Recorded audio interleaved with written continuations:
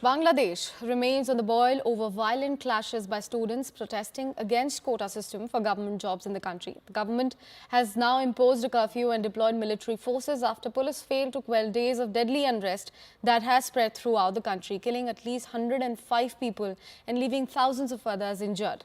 The police has been granted shoot-on-sight orders for those defying curfew. Telecommunications were also disrupted and television news channels went off the air in Bangladesh. Meanwhile, Ministry of External Affairs has already issued a statement saying that they are in touch with more than 4,000 students in Bangladesh and are in fact providing necessary assistance, while over 900 Indians have already been brought back to country.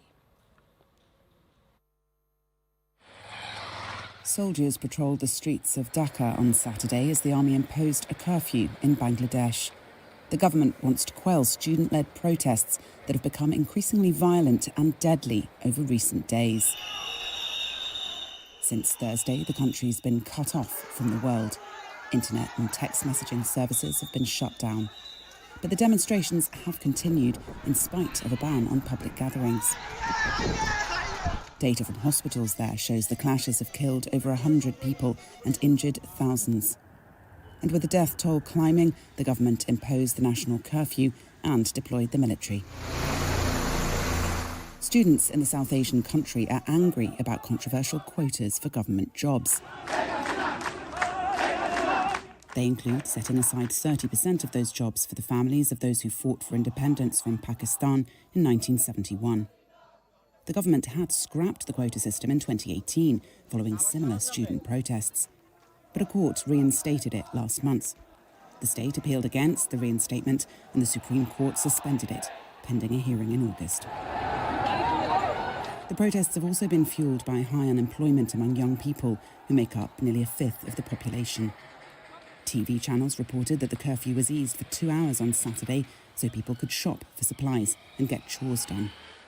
It will last until 10 a.m. on Sunday, when the government will assess the situation. International rights groups have criticised the internet suspension and the actions of security forces.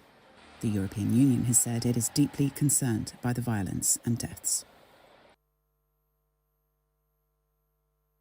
Situation हम जिस जगह पे वहाँ पे तो ठीक ही है, लेकिन दूसरे जगह पे जहाँ पे मेन यूनिवर्सिटी में जहाँ पे क्लासेस हो रहा है, प्रोटेस्ट हो रहा है, वहाँ पे सिचुएशन अच्छा नहीं है.